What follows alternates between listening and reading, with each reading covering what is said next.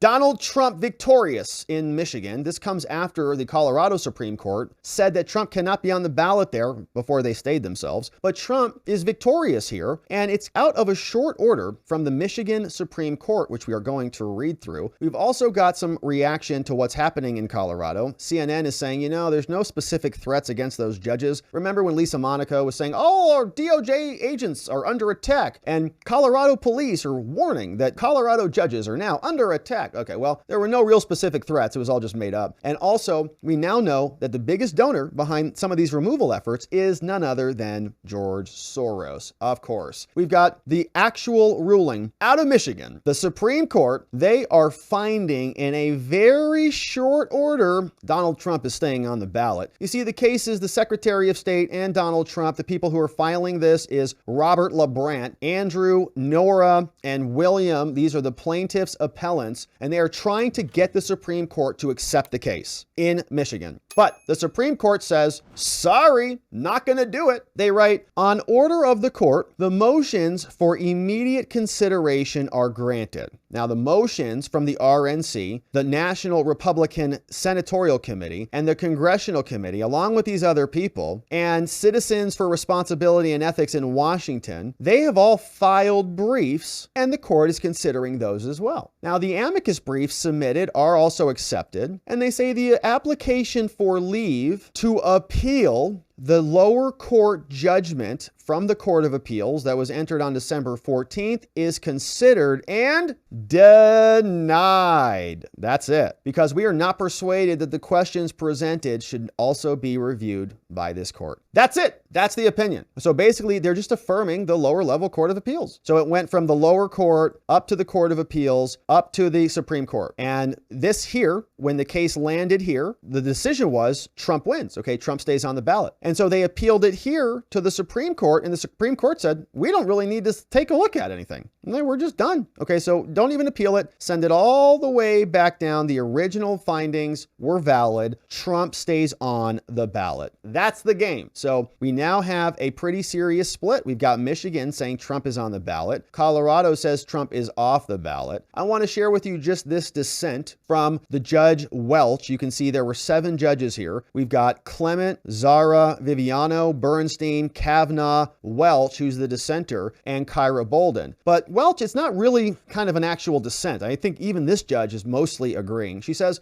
as I noted in an earlier appeal, whether a candidate is constitutionally ineligible based on the insurrection clause and whether the judiciary can decide that are questions of monumental importance in our system of democratic governance. Now, while I disagreed with this court's decision not to grant the earlier bypass application, they moved quickly, they answered legal questions, and considering the importance of the questions at issue, I believe it's important for this court to consider and issue a decision on the merits, okay? Like the court didn't consider anything. They just said, what the lower court of appeals did is good. This judge says we should do a little more. Says, the only legal issue properly before the court is whether the Court of Claims and the Court of Appeals made a mistake by saying that Michigan cannot remove Trump from the ballot. Says, I agree with the Court of Appeals that under this rule, the Secretary of State must place Trump on the ballot regardless of whether he would be disqualified under the 14th. Well, that's basically agreeing with the finding. Like he's got to go on the ballot. Now, as the Court of Appeals noted, where the relevant statutes require the Secretary to place any candidate on the ballot, it defers no discretion to the Secretary and there's no error to correct. So it's all good. Now, appellants, the people who want Trump gone, they argue that the state has delegated this role to political parties. Political parties set the people on the primary ballots, and then, as doing so, basically pseudo-government actors. They say that Michigan courts have recognized that the political parties are agencies of the state, and they say that political parties thus are state actors, and thus political parties are subject to the Constitution, and the 14th Amendment is going to govern them, and so then the 14th Amendment requires the Secretary of State remove the people. Now, if the premise is true, then they say political parties might have an obligation to ensure that their candidates are constitutionally eligible, but that still doesn't affect the Secretary's limited role and authority. So going back to the law, saying here, you file a nominating petition, this permits the campaign to look at the things, that gives the Secretary of State discretion. Now, while there might be some merit to the argument, no political party is a party to this litigation. And so the appellants have notified the court, they say Trump is disqualified. Okay, here they're taking the Colorado case. They said, they're notifying us that Colorado removed him under Section 3 of the 14th Amendment. And they say, well, the Supreme Court decision, there was a lengthy trial there. They developed a factual record, and the legal effect of the decision from Colorado itself has also been stayed for a short period of time. And Trump is going to appeal this. And significantly, they say, by the way, Colorado's laws are very different than Michigan in material ways. This is why they may have gotten what they've gotten, but not here. They quote the Colorado case, and they say, in Colorado, the election code limits participation to qualified candidates, which is not what they do in Michigan. The appellants have identified no analogous provisions in Michigan that's similar to what they have in Colorado. Here, all they got to do is submit an affidavit of identity, and then there's some more things. There's a statement that they meet the statutory qualifications. Any materially false statements are problematic, but Trump is not seeking to appear on the primary ballot through a nominating petition under this law. Basically saying, while the wisdom and the purpose of this law is open to debate, that's for the legislature to handle, okay? And so thank you for this. That's right. The courts can't just decide this stuff.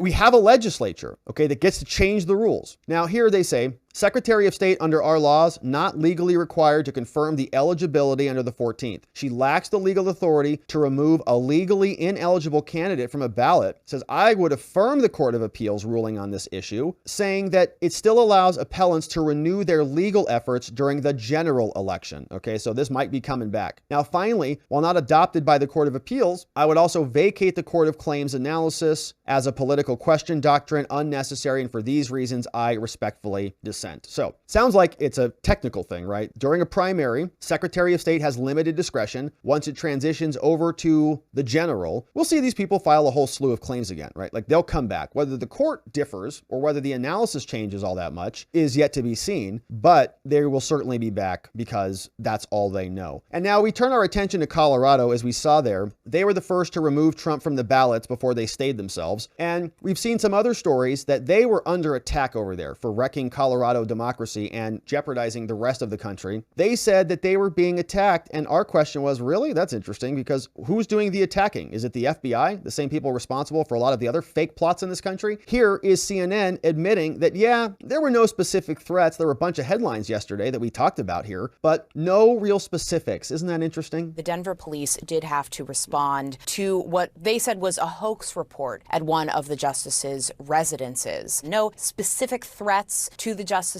in those forums, from what we understand. So no specific threats at this time that are requiring law enforcement to make arrests. Those are very non-specific threats at this time. There has also been generally law enforcement looking into the discussion about these justices on online forums, particularly some general discussion among extremists and people who are pro-Trump. What on earth? That's from Newsbusters Media Research Center. And so they're just making it up. And I guess they're probably listening to this show. Hello, Colorado agents. What the heck are they talking about? Echoing online activity? FBI's working with local law enforcement? Can we not criticize opinions now from other judges who are trying to take away the right to vote for their candidate away from 1.3 million Coloradans? It's literally fake news. They just said, well, they're under attack. Oh, really? What kind of attack? Well, I mean, nothing specific. Oh, so like, did you just make this up? Show me where they touched you on this doll. Oh, they didn't. Oh, got it. Thanks. So here you see is another reaction. Who's behind all of this? Is this about American insurrection and American democracy? Or is this about political opportunists who've got billions of dollars who just funnel it to people who want to get paid? This is a clip from Natalie Winters. It says the founder of the group behind the lawsuit removing Trump, of course, is George Soros. This is the woman who's over there in Colorado as a representative of people trying to remove Trump. And here is what this exchange sounded like. Find a legal hook to push our issues hard. Who are some of the biggest donors you have, and is there a restriction on how much money they can give you? We don't have any restriction, but I would say our biggest donors are, for example, the Open Society Institute is a very big donor. Who is that? Whose organization is that? Well, it's a foundation. It's well known to be George Soros is the one who funds it. The Wallace Global Fund gives us money. Those are some of the big foundations where